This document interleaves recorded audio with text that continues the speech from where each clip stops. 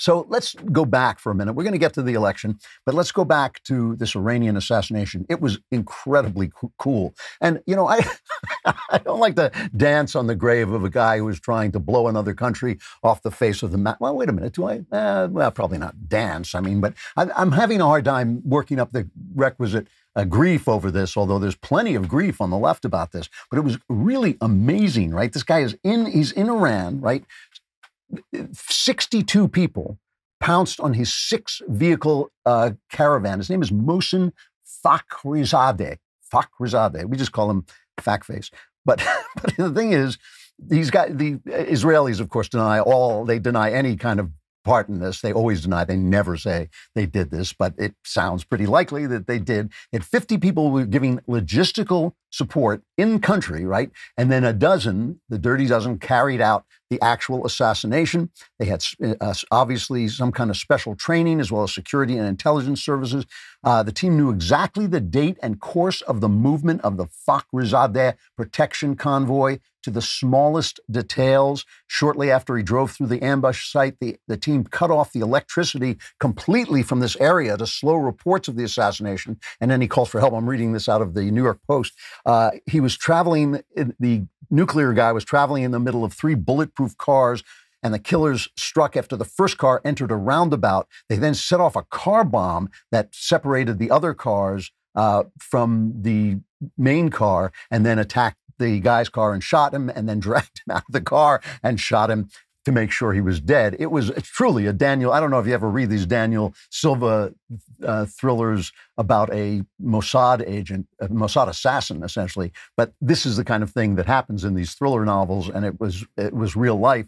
This comes after, I don't know if you remember, when they went into the warehouse of the Iranians and took out their nuclear archives to show that they were in fact building nuclear weapons. And I don't know if you remember Baby Netanyahu parading that stuff out there. An amazing, amazing piece of espionage. And in June, there were big explosions at the uranium enrichment site in Natanz, and those were probably Israelis too.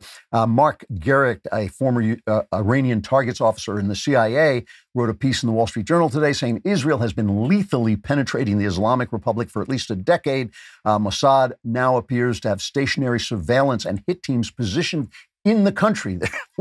Israel has teams living in the country. And he goes on to say, given the level of internal dissent, which has spread even among children of the original Iranian revolutionaries, it's possible Israel has acquired valuable agents in Iran's armed forces and security services. In other words, these guys are so oppressive that even the people in Iran, even the Iranians, may be helping the Israelis to take them out. So here are the tweets from our friends on the left reacting to this.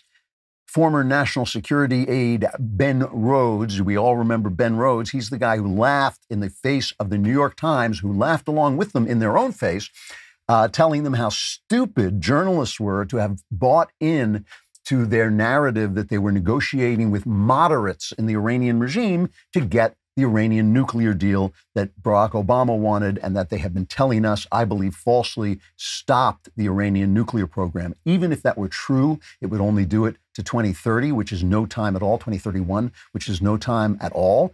But the fact that the inspection regime was a joke makes me believe that no, of course, they were still going about their business. And the New York Times keeps saying the Iranians insist that they're only building their nuclear power for peaceful purposes, because they'll have peace once they blow Israel off the face of the map. So Ben Rhodes writes, this is an outrageous, I have to do it in an outraged voice, this is an outrageous action aimed at undermining diplomacy between an incoming U.S. administration and Iran. It's time for the ceaseless escalation to stop. This is the cycle of violence. It's the cycle of violence because Israel fights back. That's when it's the cycle of violence. When it's Iran doing it, it's not a cycle of violence. It's just a line of violence, but it becomes a cycle when Israel fights back for its own survival.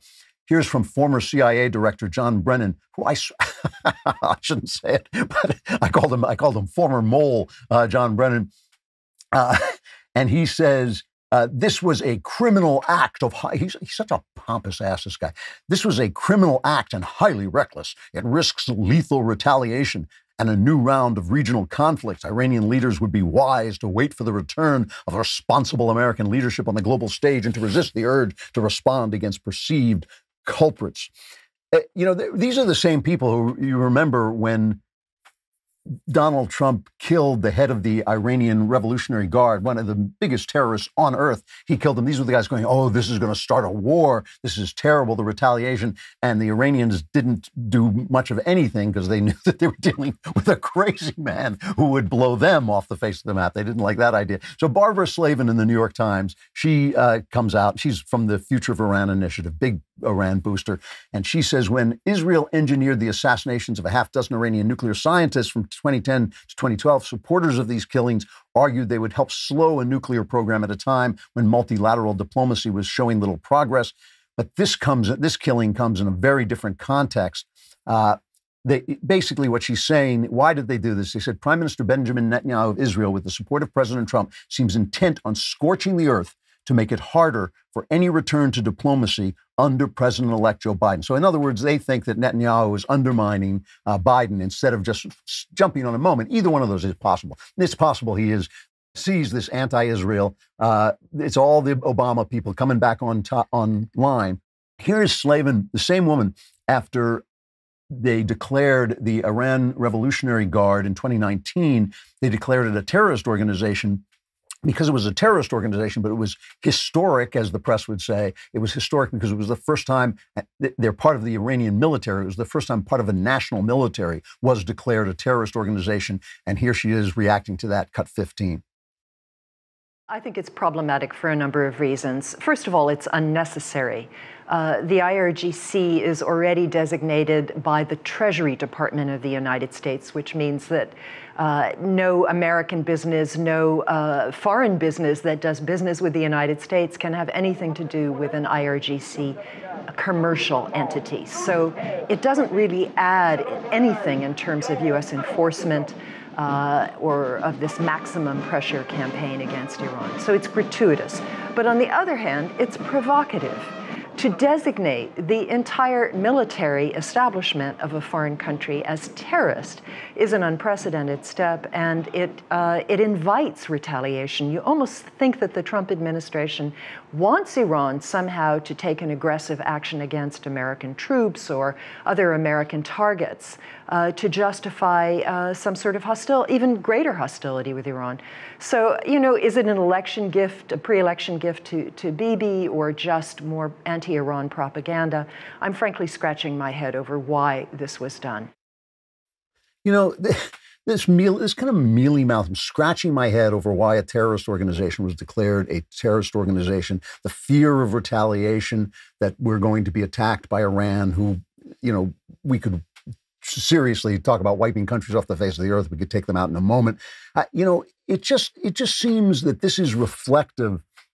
It's reflective of a wide range of opinion. There's a lot of anti-Semitism on the left right now. There's a tremendous amount of anti-Semitism and looking the other way from when Rashid Tlaib promotes a tweet saying we want Palestine to be free from the river to the sea, which is saying we want Israel to be wiped out. That's what it's saying. She wants all those Jews killed and that country destroyed. And they refuse to condemn this. But it also is this just false idea that Iran will change if we're nice to them. It's imperialist narcissism. It is the idea that everybody is reacting to us instead of reacting out of their own philosophies and their own lives. This is a good action. It should be celebrated by America. America should be thrilled to see its ally and fellow free nation, Israel, fighting for its own survival and with this kind of talent and efficiency. I hope you enjoyed that clip from The Andrew Klavan Show. If you did, go ahead and hit the subscribe button so you stay up to date on all our future content.